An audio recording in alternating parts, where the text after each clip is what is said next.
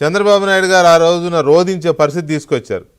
ఇప్పుడు ఈ స్పెల్లో ప్రతిపక్షంలో ఉన్నారు కాబట్టి మగాళ్ళు ఎలాగూ రాటు తేలిపోయారు, ఇక మనం ఎన్ని తిట్టినా వాళ్ళు పట్టించుకోరు అనుకున్నారేమో, మహిళల్ని టార్గెట్ చేసి ఒక అలజడి క్రియేట్ చేస్తున్నారేమో. వెంకటకృష్ణ గారు ఇక్కడ మహిళల్ని ఓకే వేశ్యల రాజధాని అని అన్నాడు, కానీ అక్కడ ఎయిడ్స్ పేషెంట్స్ చాలా ఎక్కువగా ఉన్నారు, అది ఎయిడ్స్ కంట్రోల్ సెంటర్లో ఉన్నాయి అంటే మరి అక్కడ ఉన్న పురుషులకు కూడా మరి వాళ్ళందరూ ఎయిడ్స్ బాధితులు అని చెప్తున్నట్టే కాడు.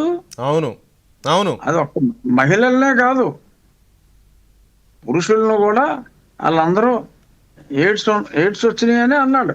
అవును, మరి కృష్ణరాజుకి వచ్చిందా, లేకపోతే సీనియర్ జర్నలిస్ట్ కొమ్మినేనికి వచ్చిందా, సాక్షి యజమానికి వచ్చిందా, సరే అవి నేను మాట్లాడను కానీ అతను ఒక స్త్రీ జాతిని అతి ఘోరంగా అవమానించాడు, అలాగే పురుషులను కూడా అవమానించాడు, యావత్ సమాజాన్ని అవమానించాడు.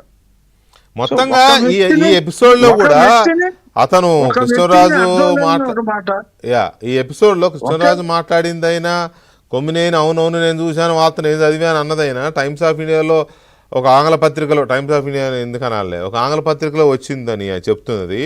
2022లో వచ్చిన ఆర్టికల్ అది. అందులో Maharashtra first place, Gujarat second place, Karnataka third place, AP fourth place, Telangana sixth place అని ఉంది. అదొక స్టడీగా చేశారు. మరి వీళ్ళు గుజరాత్ని అనగలరా? గుజరాత్లో ఉన్న వాళ్ళందరూ అదే అని అనగలరా వీళ్ళు ఇద్దరు కలిసి? లేదు మహారాష్ట్ర అనగలరా వీళ్ళు? ఏంటిది? ఏ పైశాచికత్వం అనుకోవాలి దీన్ని? రకంగా ఇది ఓన్లీ పైశాచికత్వం అండి. అమరావతి ఇప్పుడు శరవేగంతో నడుస్తుంది, టకా కాంట్రాక్టులు ఇచ్చారు, అందరూ పనులు మొదలెట్టారు. అసలు అమరావతి దెబ్బకి నాకెక్కడ నా కాలువలు బాగు చేసుకుంటానికి మొన్నటి దాకా గంటకు 1200 ఇచ్చేవాడిని, ఇప్పుడు గంటకి 2500 అయిపోయింది. మొత్తం ఉన్న రాష్ట్రంలో ఉన్నాయన్నీ అమరావతి వెళ్ళి పనిచేస్తున్నాయి. అంత పని జరుగుతున్నప్పుడు వాళ్ళ కడుపు పంట మండిపోయి ఇదిగో ఈ రకంగా ఈ దుష్ప్రాపగాండాలు ప్రజల్ని అక్కడ ఉన్న ఆ చుట్టుపక్కల ఉన్న వాళ్ళందరినీ కూడా ఇలాగ దుర్భాషలాడి మరి ఇలాంటి మాటలు మాట్లాడినప్పుడు ఎవడ పడతాడండి? ఎందుకు పడాలి? ప్రభుత్వానికి సమయం ఉంటే ఉండొచ్చు, బట్ మేమెందుకు మాటలు పడాలి? అంటే ప్రజల తరఫున మాట్లాడుతున్నా, ప్రజలు ఎందుకు మాటలు పడాలి? No doubt they have to arrest. There is no other option for this government. They have to arrest because they have to protect the law and order. ఇప్పుడు ఇలాగ నోటి వాచాలతో ప్రదర్శించే వాళ్ళని తక్షణం చర్యలు తీసుకుని అరెస్ట్ చేయకపోతే రేపు ఇంకొకడు మాట్లాడతాడు. మాట్లాడితే కారాగారం తప్పదు అన్న ఆ భయం వాళ్ళకు వస్తేనే వాళ్ళు ఆగుతారు.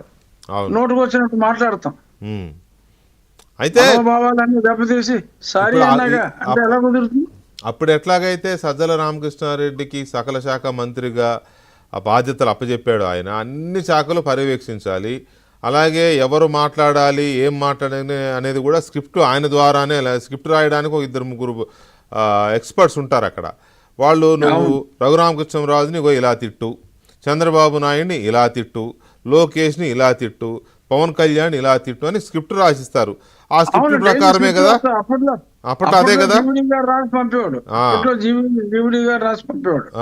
ఆ స్క్రిప్ట్లన్నిటి ప్రకారమే అక్కడ పార్టీ ఆఫీసులో ప్రెస్ మీట్ జరిగేవి, లేకపోతే అట్లాగే తిట్టేవాళ్ళు. దానికి లీడ్ చేసింది సజ్జల రామకృష్ణారెడ్డి ఆ రోజున. మళ్ళీ ఇప్పుడు కూడా సేమ్ అదే మోడస్ ఆపరెండి స్టార్ట్ చేశారా? సజ్జల రామకృష్ణారెడ్డికి ఆ లీడింగ్ బాధ్యతలు అప్పచెప్పి ఈ స్క్రిప్ట్లన్నీ వదులుతున్నారా అనే ఒక భావన కలుగుతోంది. మరి అదే వాళ్ళ మోడస్ ఆపరెండి అయితే అదే, ఎందుకంటే స్క్రిప్ట్లు రాసే అంత తెలివితేటలు ఆ పార్టీ అధ్యక్షుడికి లేవు. సో వీళ్ళే ఎవరికో బాధ్యతలు అప్పచెప్తాడు, అది చూసే తప్పకుండా పాటించాలని ఆయన ఆజ్ఞాపిస్తాడు అంతే. సో ఫైనల్ గా ఒక్క మాట సార్, ఇప్పుడు నేషనల్ ఉమెన్ కమిషన్, జాతీయ మహిళా కమిషన్ మాట్లాడుకోవాలి. ఉమెన్ కమిషన్ కి వెళ్ళి ముందు వెంకటకృష్ణ గారు జగన్మోహన్ రెడ్డి గారు ట్వీట్ వేసాడు ఇవాళ, నేను ఇవాళ చదివా, నిన్న నేను చదివింది ఇవాళ.